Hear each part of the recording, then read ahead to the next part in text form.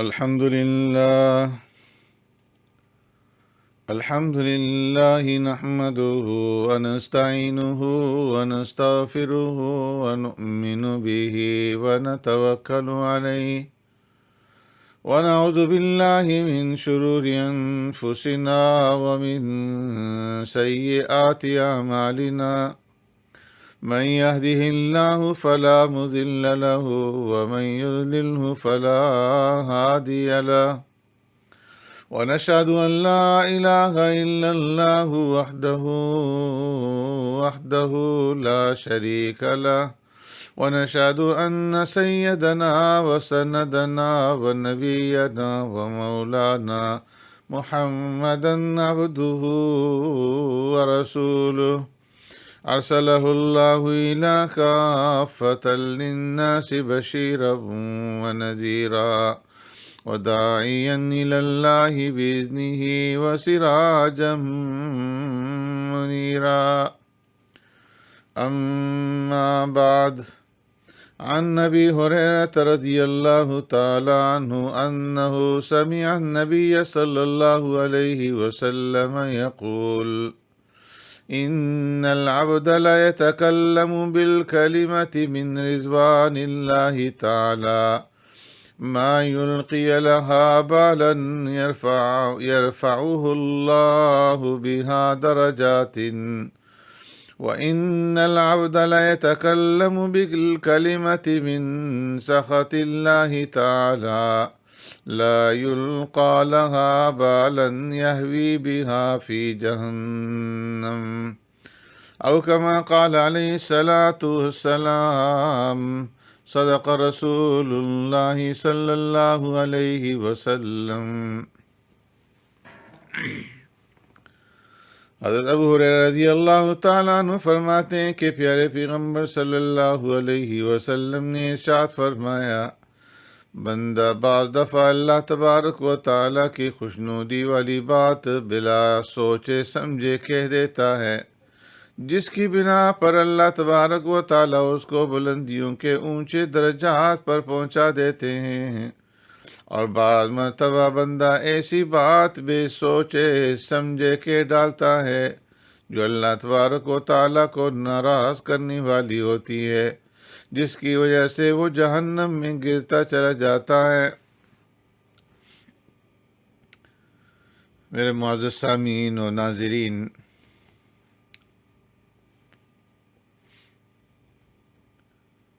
ہمارے یہاں دیگر گناہوں کی طرح یہ گناہ کبیرہ جسے غیبت کہتے ہیں عام عادت کی شکل اختیار کر چکا ہے، اور جب بھی جہاں بھی کوئی چھوٹی بڑی محفل ہوتی ہے، اجتماع ہوتا ہے،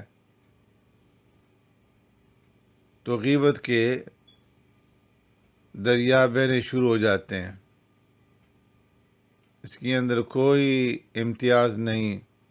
خاص ہو یا عام۔ اکثر مجالس کے اندر، اکثر محفلوں کے اندر، اکثر نشستوں کے اندر یہی نا گفتگو حالت ہوتی ہے، اور ہم اس کی کوئی تمیز نہیں کرتے کہ یہ کتنا بڑا گناہ ہے، شریعت کی نگاہ کے اندر یہ کتنا بڑا سنگین جرم ہے۔ ہم غیبت کے اندر مبتلا ہو جاتے ہیں، نہ موقع دیکھتے ہیں، نہ محل دیکھتے ہیں، نہ جگہ دیکھتے ہیں۔ مسجد ہے، مدرسہ ہے، دینی محفل ہے، ذکر کی محافل ہیں، عام مقامات ہیں، چوک و چوراہے ہیں، بازار ہیں، گھروں کی بیٹھکیں ہیں، ہمارے حجرے ہیں، ہر جگہ یہ متعفن فضا تسلسل کے ساتھ قائم ہے، اور روز و شب کی نشست و برخاست کے اندر، محافل اور مجالس کے اندر غیبت اور چغل خوری کا یہ سلسلہ چلتا رہتا ہے۔ حالانکہ یہ اتنا سخت اور اتنا بڑا گناہ ہے کہ قرآن کریم کے اندر اللہ تبارک و تعالیٰ نے اس کی مذمت بیان فرمائی ہے، اور ارشاد فرمایا کہ لا یغتب بعضکم بعضا، تم میں سے کوئی کسی کی ہرگز غیبت نہ کرے۔ ایحب احدکم ان یأکل لحم اخیہ میتا، اللہ رب العزت سمجھا رہے ہیں کہ دیکھو تم میں سے کوئی اس بات کو پسند کرتا ہے کہ وہ اپنے مردے بھائی کا گوشت کھائے، فکرہتموہ، یقیناً اس بات کو کوئی بھی پسند نہیں کرتا کہ وہ اپنے مرے ہوئے بھائی کا، اپنی مری ہوئی بہن کا گوشت کھائے، تو پھر غیبت کرنے کو تم کیوں پسند کرتے ہو؟ غیبت آدمی اسی وقت کرتا ہے جب تکبر کا وبال اس کے دل اور دماغ کی وادیوں میں ہلچل مچانے لگتا ہے، تو اس وقت اس سے غیبت کا یہ عمل صادر ہوتا ہے۔ اگر بندہ اس وقت یہ سوچے کہ اس کا انجام کیا ہوگا تو وہ اس سے بچنے کی کوشش کرے، لیکن افسوس کہ آج اس مرض نے ہمارے معاشرے کو، ہمارے گھروں کو، ہمارے پورے ماحول کو تباہ کر دی ہے، اور غیبت کی اس نحوست سے ہمارے تعلقات، ہماری رشتہ داریاں اور ہمارے دینی اور دنیاوی تمام مسائل جو ہے وہ منتشر ہو چکے ہیں۔ ہمارا اتحاد اور اتفاق پارا پارا ہو چکا ہے، ہمارے گھروں کی برکتیں لٹ چکی ہیں، اور ہماری عبادت گاہوں اور تعلیم گاہوں کی نورانیت اس گناہ کی وجہ سے ماند پڑ چکی ہے۔ ایک دوسروں کے درمیان میں عداوت، نفرتوں کی خلیجیں حائل ہو گئی ہیں۔ اللہ تبارک و تعالی سے دعا ہے کہ اللہ رب العزت ہم سب کی حفاظت فرمائے۔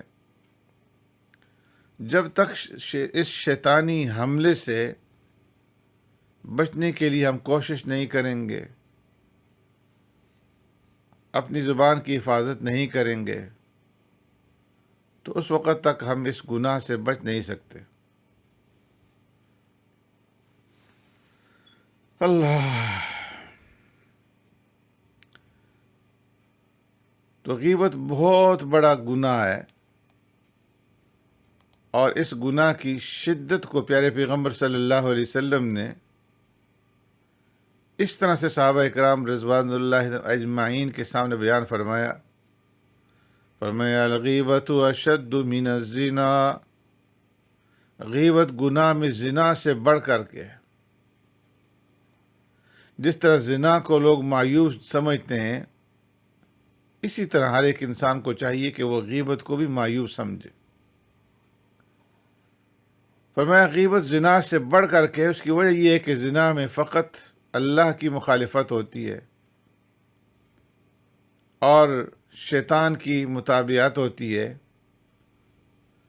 لیکن غیبت میں ایک طرف تو اللہ رب العزت کی بھی مخالفت ہے، اور دوسری طرف جس کی غیبت کی جا رہی ہے اس کو تکلیف دینا بھی مقصود ہے۔ اللہ تبارک و تعالیٰ کا جو حق ہے وہ تو توبہ سے معاف ہو جاتا ہے، لیکن بندوں کے حقوق اس وقت تک معاف نہیں ہوتے جب تک کہ جس کی حق تلفی کی گئی ہے اس سے معافی نہ مانگ لی جائے۔ جب تک جس کی غیبت کی ہے، جس کو گالی دی ہے، جس پر تہمت لگائی ہے، اس سے معافی نہ مانگ لے توبہ کرنے کے ساتھ ساتھ، تو اس وقت تک اللہ تبارک و تعالیٰ اس کو معاف نہیں فرماتے۔ اللہ اپنا حق تو معاف فرما دیں گے جب بندہ توبہ کر لے گا، لیکن بندوں کے حقوق جب تک بندوں سے نہیں معاف کروائے جائیں گے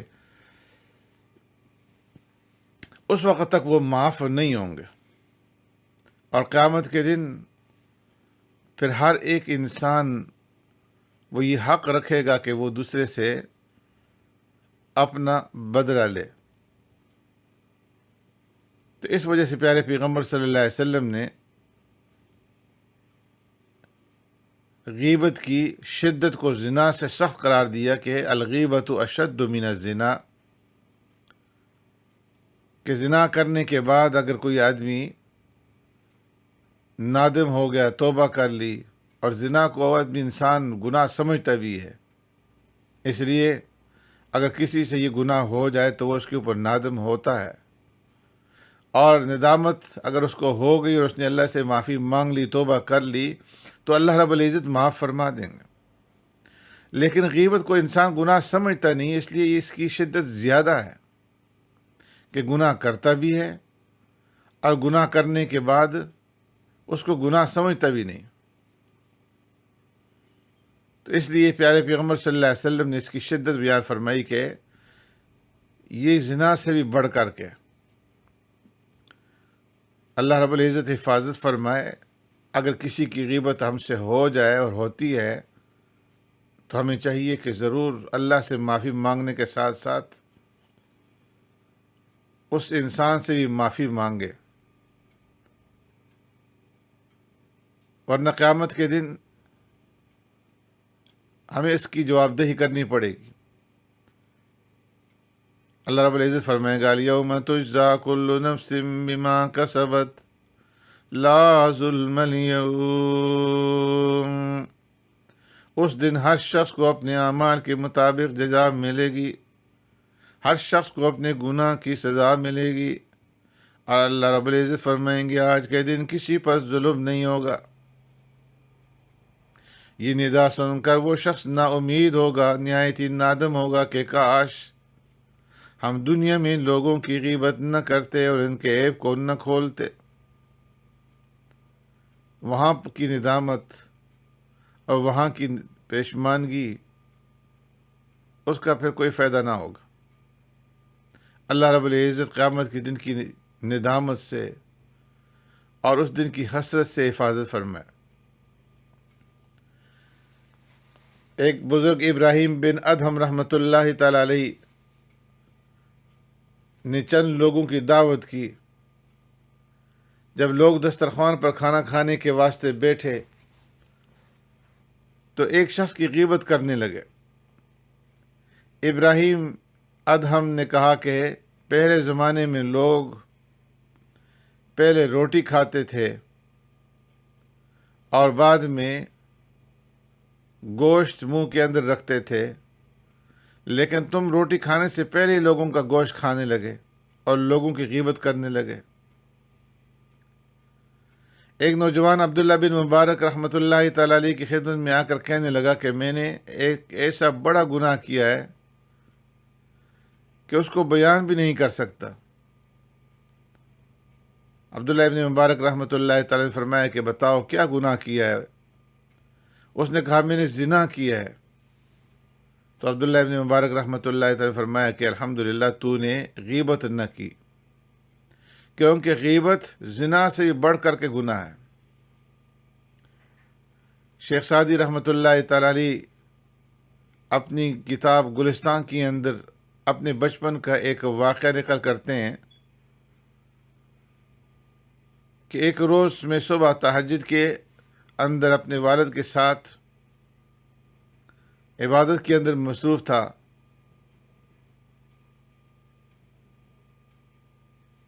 کچھ لوگ اس مقام کے اندر سو رہے تھے، تو میں نے اپنے والد سے کہا کہ ان لوگوں کو کیا ہو گیا ہے، ایسے سوئے ہوئے ہیں کہ گویا مر گئے ہیں، کاش یہ لوگ بھی جاگتے اور جا کر کے 2 رکعت نماز ادا کر لیتے۔ تو میرے والد نے مجھے ڈانٹتے ہوئے کہا اے جان پدر، اگر اس وقت تم بھی سوتے اور عبادت نہ کرتے تو یہ زیادہ بہتر تھا اس سے کہ تم ان لوگوں کی غیبت کرتے۔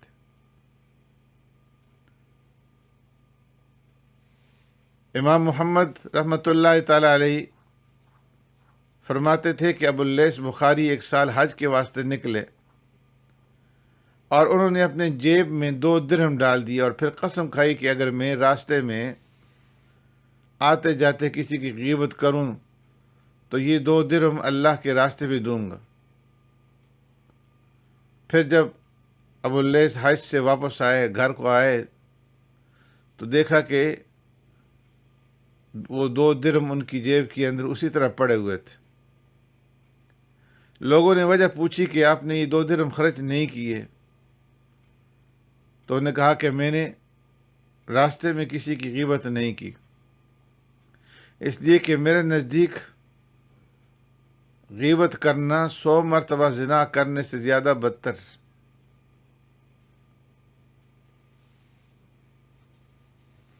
ایک بزرگ ابو اللیث رحمۃ اللہ تعالی علیہ، جنہوں نے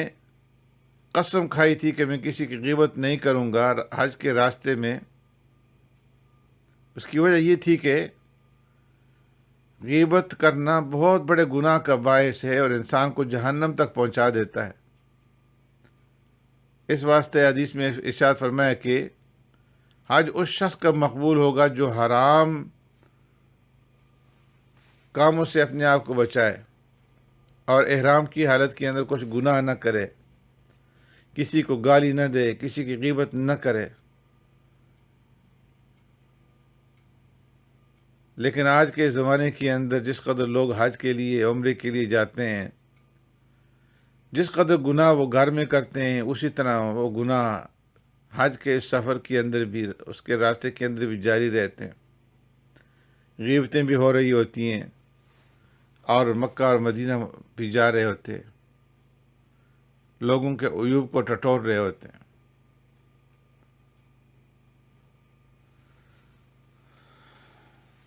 یحییٰ بن معاذ الرازی رحمۃ اللہ تعالی علیہ فرماتے ہیں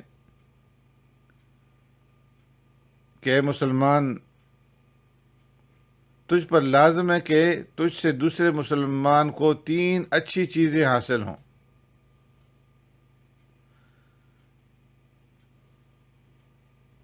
پہلی چیز یہ ہے کہ انک ان لم تنفعہ فلا تضرہ، اگر تو کسی کو نفع نہیں دے سکتا تو ضرر بھی نہ دے۔ بہتر تو یہ ہے کہ ہر شخص کو نفع دیا کرے، لیکن اگر تجھ سے یہ نہیں ہو سکتا تو کسی کو ضرر میں نہ دیا کر اور کسی پر ظلم نہ کیا کر۔ اور دوسری یہ کہ ان لم تسرہ فلا تغمہ، اگر کسی شخص کو تم خوشی نہیں دے سکتے تو غمگین بھی نہ کر۔ اور تیسری بات یہ کہ اگر تم کسی شخص کا دل خوش نہیں رکھ سکتے، اس کی خدمت نہیں کر سکتے، اس کے حکم کے موافق نہیں کر سکتے، تو کم از کم اس کی مذمت تو نہ کر، اس کو تکلیف تو نہ پہنچا۔ چاہیے تو یہ ہے کہ ہر شخص کو خوش رکھا کر اور ہر انسان کی خدمت کر اور اس کے حکم کے موافق اس کے ساتھ برتاؤ کر، بالخصوص اگر وہ تمہارا رشتہ دار بھی ہے تو اس کے ساتھ احسان و سلوک کر، صلہ رحمی کر، اجنبی ہے تو نرمی کر، لیکن اگر یہ نہ ہو سکے تو کسی کو غم بھی نہ دیا کر، کسی کو ستایا نہ کر، کسی کو تکلیف نہ پہنچایا کر۔ اگر تو کسی کی تعریف نہیں کر سکتا تو اس کی مذمت بھی نہ کر۔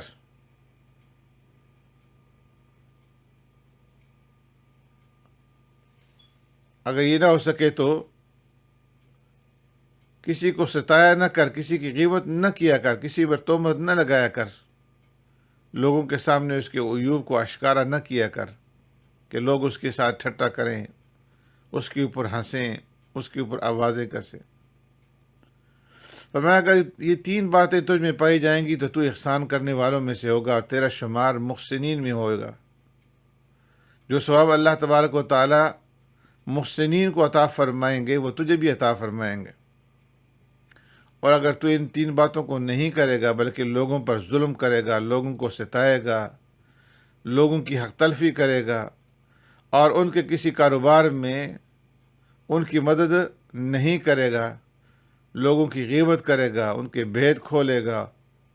اور ان کے عیوب کو لوگوں کے سامنے بیان کرے گا، ان کو ذلیل کرے گا، ان پر تہمت لگائے گا، ان کو غمگین کرے گا، انہیں تکالیف پہنچائے گا تو تیرا شمار ظالموں میں ہوگا، اور جو سزا اللہ تبارک و تعالیٰ نے ظالموں کے واسطے مقرر کی ہے وہ تجھے بھی نصیب ہوگی۔ جہنم تیرا انتظار کرے گی اور جنت تجھ سے دور بھاگے گی، اور لوگ پھر میدان حشر کے اندر تیرا دامن پکڑ لیں گے اور منصف حقیقی رب العالمین کے سامنے تیری فریاد کریں گے، اور پھر وہاں تجھے ذلیل کروائیں گے، وہاں پھر وہ لوگوں کو تجھ پر ہنسوائیں گے۔ اس لیے اگر تم یہ چاہتے ہو کہ قیامت کے دن تمام مخلوقات کے سامنے ذلیل نہ کیے جاؤ، تو دنیا کے اندر لوگوں کی غیبتیں کرنا بند کر دو، ان کو حقیر سمجھنا بند کر دو، اپنے ان افعال سے باز آؤ۔ پیارے پیغمبر صلی اللہ علیہ وسلم نے ایک حدیث کے اندر ارشاد فرمایا، المسلم من سلم المسلمون من لسانه و یدی، کامل مسلمان وہ شخص ہے کہ اس کے ہاتھ اور زبان سے دوسرے لوگ محفوظ رہیں، زبان سے کسی کو گالی نہ دے، کسی کو برا بھلا نہ کہے، کسی کی غیبت نہ کرے، کسی کو بے وقوف نہ کہے، کسی کو مجنون نہ کہے، کسی کے عیب نہ کھولے، کسی کا بھید نہ کھولے، وَبِيَدِي، ہاتھ سے کسی کو تکلیف نہ دے، کسی کو مارے نہیں، کسی کو نشانہ نہ بنائے، کسی پر ہاتھ نہ اٹھائے، اور جو شخص ایسا نہ ہوا لوگوں کو اس نے ہر طرح کی تکلیف دی، ہاتھ سے بھی تکلیف پہنچائی اور زبان سے بھی تکلیف پہنچائی، آنکھ سے بھی تکلیف پہنچائی، آنکھ سے کسی کی طرف اشارہ کیا، تو فرمایا کہ ایسا شخص کامل مسلمان نہیں ہے، ایمان اس کے دل میں مضبوط نہیں ہے، اور انتقال کے وقت دنیا سے جانے کے وقت احتمال ہے کہ شیطان اس کے اوپر غالب آ جائے اور اسے وسوسوں کے اندر مبتلا کر کے دائرۂ ایمان سے نکال دے، صراط مستقیم سے اس کو پھسلا دے اور جہنم کی راستے کے اوپر اسے ڈال دے، جنت سے فرار کروا دے۔ بخلاف اس کے جب ایمان کامل ہوگا، اسلام کا مژدہ اس کے دل کے اندر موجود ہوگا، ایمان کے افعال پائے جاتے ہوں گے، بندوں کے حقوق اس کے گردن پر نہیں ہوں گے، تو اس صورت کے اندر شیطان اپنے وسوسے کے اندر اسے مبتلا نہیں کر سکے گا، اور اگر شیطان اس کی کوشش کرے گا بھی تو اس کا دریائے ایمان جوش مارے گا اور فرشتے شیطان کو بھگا دیں گے، وساوس سے اس کو دور لے جائیں گے، اس کا خاتمہ بالخیر ہوگا۔ حضرت کعب اخبار رضی اللہ تعالیٰ عنہ فرماتے ہیں کہ میں نے انبیاء سابقین کی کتابوں کے اندر پڑھا، ان کی کتابوں کے اندر غیبت کے بارے میں لکھا ہوا ہے، من مات تائبا من الغیبت کان آخر من يدخل الجنہ ومن مات مصرا علیہا کان اول من يدخل النار۔ فرمایا انبیاء سابقین کی کتابوں کے اندر یہ لکھا ہوا تھا کہ غیبت ایسی بری شیء ہے، ایسی بری چیز ہے کہ جو شخص غیبت پر اصرار کرے اور غیبت پر اصرار کر کے وہ دنیا سے چلا گیا، ہمیشہ غیبت کیا کرتا ہو اور اس سے توبہ نہ کرتا ہو، بغیر توبہ کے مر جائے،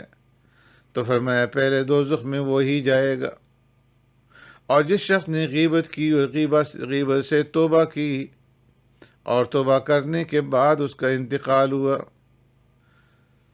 تو فرمایا کہ پھر بھی وہ شخص سب سے آخر میں جنت کے اندر جائے گا، جنت میں داخلہ تو ہوگا لیکن سب سے آخر کے اندر ہوگا۔ اللہ رب العزت اس گناہ کبیرہ سے ہماری حفاظت فرمائے۔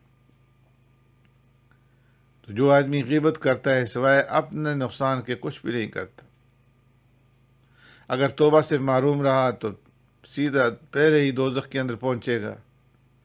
اور اگر توبہ کر لی تو جنت کے اندر پہنچے گا، لیکن سب سے آخر کے اندر پہنچے گا۔ اس وقت پھر ندامت ہوگی، اس وقت پھر پچھتاوا ہوگا، لیکن پھر اس وقت کی ندامت اور پچھتاوا کسی کام نہیں آئے گا۔ حضرت عمر رضی اللہ تعالیٰ عنہ فرماتے ہیں علیک بذکر اللہ فإنہ شفاء وإیاک والغیبہ وذکر الناس فإنہ داء۔ اے انسان تو اپنے اوپر خدا تعالیٰ کے ذکر کو لازم پکڑ، ہر وقت اللہ تبارک و تعالیٰ کا ذکر کر، اللہ تبارک و تعالیٰ کو یاد کیا کر، کیونکہ اس کا ذکر ہر بیماری کے لیے شفا ہے۔ اور تو اپنے آپ کو غیبت سے بچا، لوگوں کے عیب بیان کرنے سے ڈر، اس لیے کہ فَإِنَّهُ داء،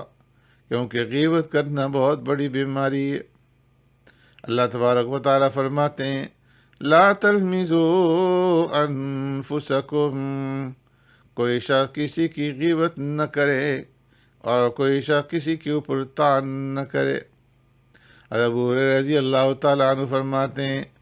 من اکل لحم اخیہ فی الدنیا، جس شخص نے دنیا میں اپنے بھائی کا گوشت کھایا، اس کی غیبت کی، قیامت کے دن اس کے سامنے اس کے بھائی کا گوشت پیش کیا جائے گا۔ وقیل لہ کلہ میتا کما اکلتہ حیا، اور اسے حکم ہوگا کہ جس طرح تو نے دنیا میں اس کا گوشت کھایا، اس کی غیبت بیان کی، اس طرح آج بھی اس کا گوشت کھا۔ ہمیں غیبت کرنے والا جب منہ میں اس کا گوشت رکھے گا تو نہایت ہی برا منہ بنا دے گا اور رسوا ہوگا۔ حضرت قتادہ رضی اللہ تعالیٰ عنہ فرماتے ہیں کما یمتنع احدکم من ان یأکل لحم اخیہ میتا کذالک یجب ان یمتنع من غیبتہ حیا، جس طرح آدمی اپنے مردہ بھائی کا گوشت کھانے سے کراہت کرتا ہے، اس طرح واجب ہے کہ غیبت سے اپنے آپ کو روکے اور جہنم میں اپنے آپ کو نہ جھونکے۔ فرمایا کہ عذاب القبر ثلاث ثلث من الغیبۃ وثلث من النمیمۃ وثلث من البول، عذاب قبر 3 سبب سے ہوتا ہے، 1/3 عذاب چغل خوری کے سبب سے، اور 1/3 عذاب پیشاب سے پرہیز نہ کرنے کی وجہ سے، اور 1/3 عذاب غیبت کے سبب سے ہوتا ہے۔ ایک حدیث میں پیارے پیغمبر صلی اللہ علیہ وسلم نے ارشاد فرمایا حرم من المسلم دمه وعرضه وان يظن به ظن السوء، حرام ہے کسی مسلمان کے خون کو بغیر حق کے لینا، یعنی اس کو قتل کرنا، اور حرام ہے ہر مسلمان کی عزت، لہذا کسی کی عزت ریزی اور غیبت نہیں کرنی چاہیے، کسی سے بدگمانی رکھنی حرام ہے، اسے بچنا چاہیے۔ بعض آیات میں صاف صاف فرما دیا گیا کہ تم کسی کے ساتھ بدگمانی نہ رکھو۔ آج کے دور کے اندر ہر شخص دوسرے کے ساتھ بدگمانی رکھتا ہے، کوئی سمجھتا ہے کہ فلاں شخص میری غیبت کیا کرتا ہے، کوئی سمجھتا ہے کہ فلاں مجھے گالیاں دیتا ہے، مجھ سے بغض رکھتا ہے، کوئی آدمی یہ گمان رکھتا ہے کہ فلاں آدمی نماز نہیں پڑھتا، کوئی کسی کے متعلق یہ بدگمانی رکھتا ہے کہ وہ روزہ نہیں رکھتا، کوئی کسی کے متعلق کیا بدگمانی رکھتا ہے اور کوئی کیا، اور اس بدگمانی کی وجہ سے پھر فساد پیدا ہوتا ہے، وہاں جنگ و جدال کی صورتیں پیدا ہوتی ہیں۔ شیطان جب کسی کے دل کے اندر بدگمانی پیدا کر دیتا ہے تو پھر اس کے بعد ہر طرح کے وسوسے اس کے دل کے اندر ڈالتا رہتا ہے اور اسے شر تک پہنچا کر کے رہتا ہے۔ حضرت ابن عباس رضی اللہ تعالیٰ عنہ فرماتے ہیں اذا اردت ان تذکر عیوب صاحبک فاذکر عیوبک، میں کہ جب تمہارا ارادہ ہو کہ کسی کی غیبت کرو، کسی کے عیوب کو بیان کرو، تو تم اس وقت اپنے عیبوں کو یاد کر لیا کرو۔ دوسروں کے عیوب ٹٹولنے سے پہلے اپنے عیوب کے اوپر نظر ڈالو، اپنے گناہوں کو سوچو، تاکہ غیبت سے نجات ملے اور جنت میں جاؤ۔ فرمایا کہ بعض لوگ ایسے ہوتے ہیں کہ دوسرے انسان کی آنکھ کے اندر کا تنکا انہیں نظر آ جاتا ہے، لیکن اپنا شاہتیر جو ہے وہ بھی نظر نہیں آتا۔ اس لیے دوسروں کے عیوب کو مت ٹٹولو، بلکہ اپنے عیوب کے اوپر نظر ڈالو، اپنے عیوب کو تلاش کرو۔ سفیان ابن حسین رضی اللہ تعالیٰ سفیان ابن حسین رحمۃ اللہ تعالی علیہ ایک روز ایاس ابن معاویہ کے پاس بیٹھے تھے کہ انہوں نے کسی کی غیبت کی اور اس کی شکایت کی، تو انہوں نے فرمایا کہ چپ ہو جاؤ۔ پھر اس کے بعد فرمایا کہ اے سفیان، تم نے ترک سے لڑائی کی ہے یا نہیں؟ انہوں نے کہا نہیں۔ پھر پوچھا تم نے کبھی روم والوں سے مقابلہ کیا؟ انہوں نے کہا نہیں۔ کہا کہ تم نے ہند کا غزوہ کیا؟ کہا نہیں۔ تو سفیان نے جواب دیا، افسوس کہ تمہارے ہاتھ سے روم بھی محفوظ رہے، ترک بھی محفوظ رہے، اہل ہند بھی محفوظ رہے، کسی کو تم تکلیف نہیں پہنچا سکے اور تمہاری ذات سے کوئی اذیت نہیں پائی انہوں نے، لیکن ایک مسلمان بھائی جس کی تم نے غیبت کی وہ تمہاری اذیت سے، تمہاری تکلیف سے محفوظ نہ رہ سکا۔ زین العابدین علی بن حسین رضی اللہ تعالیٰ عنہما نے ایک شخص کو غیبت کرتے ہوئے سنا، تو آپ نے فرمایا ایاک والغیبہ فإنها ادام کلاب الناس، خبردار تم غیبت سے اپنے آپ کو بچاؤ، اس لیے کہ غیبت ان لوگوں کا ادام ہے، ان لوگوں کا سالن ہے جو کتے ہیں۔ ادام اس چیز کو کہتے ہیں کہ جس سے روٹی کھائی جائے، جیسے شوربہ، نمک۔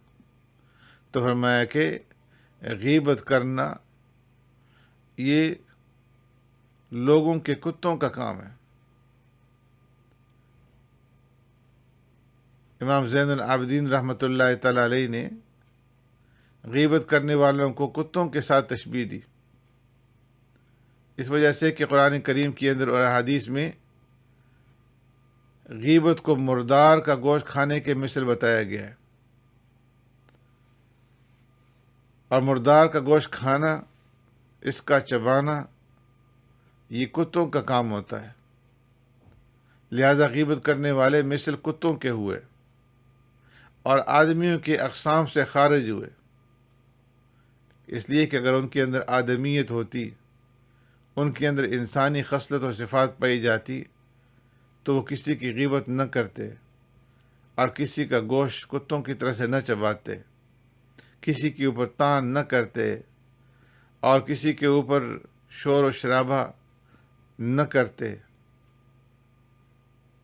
ابو عمران فرماتے ہیں الغیبۃ ضیافۃ الفساق ومراطع النساء وادام کلاب الناس، غیبت فاسقوں کی ضیافت ہے اور غیبت عورتوں کے چرنے کی جگہ ہے، غیبت فاسقوں کی مہمانی ہے، اس لیے کہ فساق جب جمع ہوتے ہیں تو وہ بہت زیادہ غیبت کرتے ہیں۔ اور آج دسترخوان کے اوپر جب ہم لوگ بھی جمع ہوتے ہیں، کھانے کے واسطے بیٹھتے ہیں، تو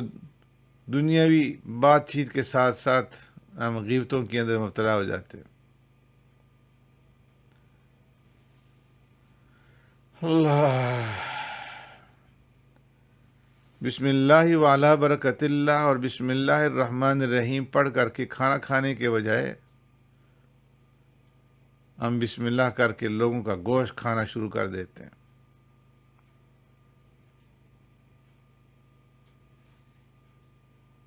فرمایا کہ غیبت عورتوں کے چرنے کی جگہ ہے، جس طرح جانور گھاس دیکھتے ہیں تو نہایت خوش ہو کر کے اس کی طرف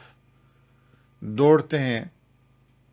اور ہر وقت اس خیال میں رہتے ہیں کہ گھاس کہاں ملتی ہے، خوراک کہاں نصیب ہوتی ہے، سبزے کو، گھاس کو ہر وقت ڈھونڈتے رہتے ہیں، اور جب انہیں چراگاہ مل جاتی ہے، چرنے کے لیے گھاس مل جاتی ہے، تو وہ اس کے اندر چرنے لگ جاتے ہیں۔ اسی طریقے سے عورتیں بھی جب دیکھتی ہیں کہ فلاں محفل میں کسی کی غیبت ہوتی ہے، اس کی شکایت ہوتی ہے، تو جھٹ وہاں پہنچ جاتی ہیں اور خود بھی اس محفل کے اندر، اس مجلس کے اندر شریک ہو جاتی ہیں، قہقہ مارتی ہیں اور دو چار باتیں سناتی ہیں، غیبت کے اندر مشغول ہو جاتی ہیں۔ لوگوں کا ذکر چلتا ہے، لوگوں کا چرچا ہوتا ہے، آواز بلند ہوتی ہے، شور و شرابہ اٹھتا ہے، ندا اٹھتی ہے، ہر عورت ایک کہانی بیان کرتی ہے، دوسری عورت کا عیب ظاہر کرتی ہے، اور آج کے زمانے کے اندر نہ صرف عورتیں بلکہ مردوں کا بھی یہی حال ہے۔ پہلے زمانے کے اندر عورتیں اعمال کی پابندی کرتی تھی، نماز اشراق کی پابندی، تہجد کی پابندی، 5 وقتہ نمازوں کی پابندی، تسبیحات کی پابندی، قرآن کریم کی تلاوت کی پابندی، اور اپنی زبانوں کو لوگوں کے عیوب بیان کرنے سے روکتی تھی، صراط مستقیم پر چلنے کی کوشش کرتی تھی۔ اگر کوئی کسی کی غیبت کرتا، انہیں نصیحت کرتی تھی، انہیں سمجھاتی تھی، لوگوں کو ذلیل کرنے سے اپنی اولاد کو روکتی تھی۔ لیکن آج عورتیں تو کیا، مرد بھی اپنے آپ کو غیبت سے نہیں بچا سکتے۔